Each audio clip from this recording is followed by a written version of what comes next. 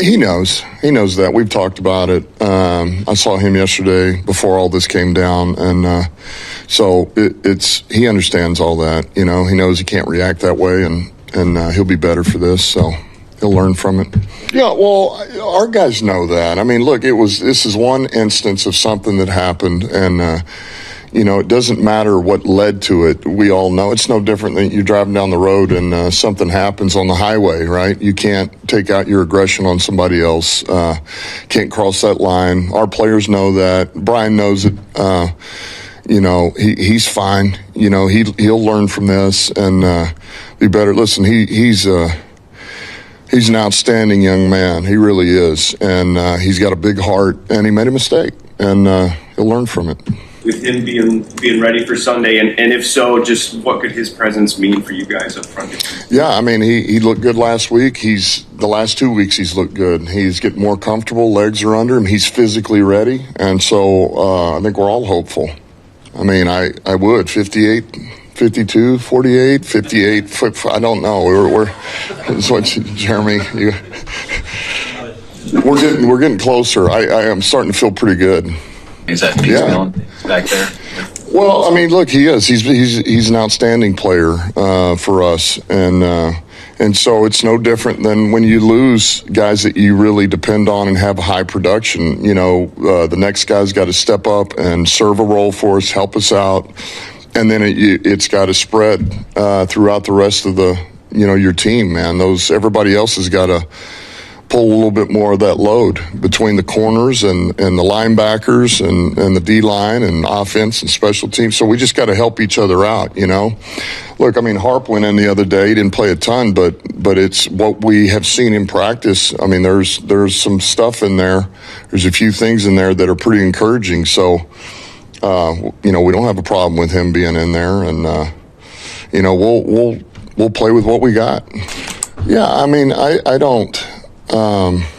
There again, my job is to move forward here, and I know this. We don't have him, and so I can worry about that, or I can worry about what we do have and how we adjust. And so, you know, we'll find out on Kirby. I know we've got Harper, we got Strickland, we've got Rock, who can play safety and corner. We can play one safety and play four linebackers for all I care. I mean, we'll figure it out. You know, Shep will have a good plan. We'll talk about what we need to do, and we'll have a plan ready, and we'll be ready to play Tampa Bay. Well, I'm not, just because I don't want to think that way. If it happens, that's a bonus. Right now, I'm assuming he's out and he's not going to win it.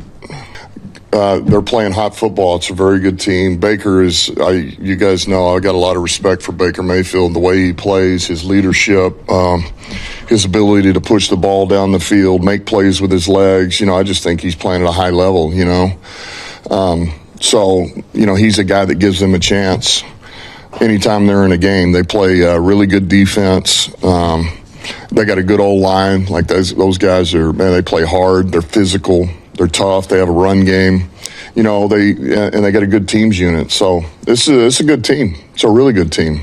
Well, I just look. You don't ever want things to happen. Nobody wants to lose. We certainly don't want to lose. But it puts a little extra sense of urgency on you. It puts a little bit of you know, just that bad taste, man. It just sometimes gives you that extra kick to get things back to where they need to be. Maybe you didn't quite see it, or maybe it's.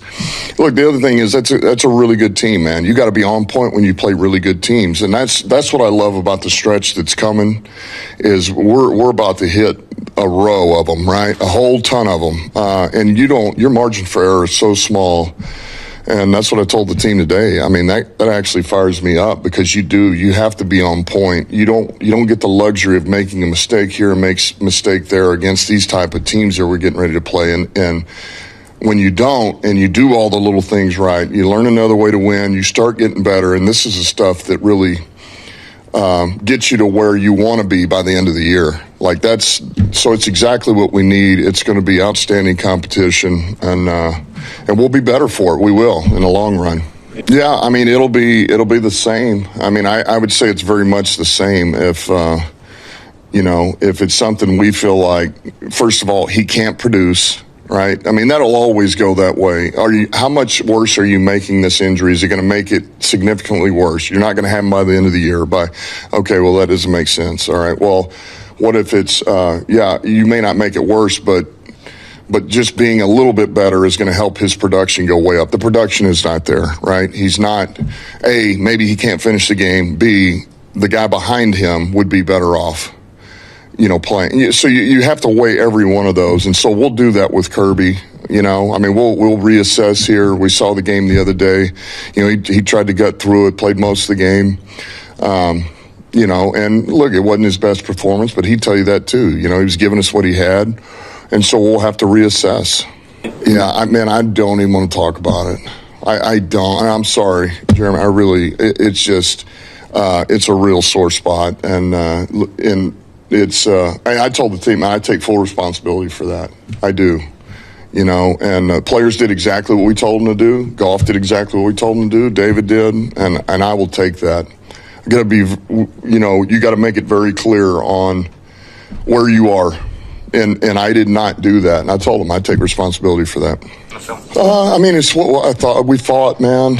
Fought our tail. We had some guys who played really, really good, man. DJ Reader played his tail off that whole game, start to finish, man. Even there on that last drive, I was really impressed, And we had a lot of guys that played really good football that had one bad play, one or two bad plays, and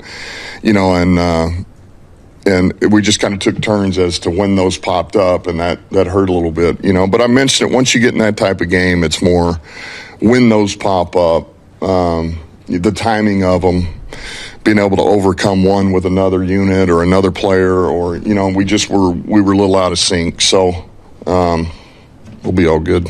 Well, I think that's something that I always try to look at because we certainly don't want either one of them getting too much, but I know that it's a little more tilted towards jaw right now. And a lot of that comes in the 2-minute reps that we get. Now, the other day we only had 6 of them, but a lot of times that's where that goes because he's normally in on that, and that can skew it. But I don't feel like we've gotten jaw too much in a game yet necessarily. I think he had like 36, 37 snaps the other night.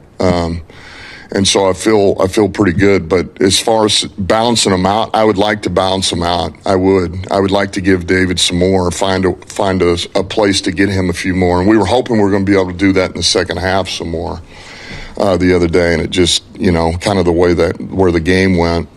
We didn't convert on a couple of those series. We get in 4th and 10s, and that took away some of the runs and play passes, and then we were in a different type of game at that point. I think they're both probably after the bye. I do. Marcus Davenport is eligible to come off IR this week. Is that close to happening? I don't see that. Not yet. He's doing well. He's getting better. We like where all those guys are at. We're going to be looking pretty good at the end of November, December, which is awesome. But I don't see him being ready before the bye for sure. With starting his clock. Yeah, hopefully, we're hoping after the bye we can start rolling him out there a little bit, get him going.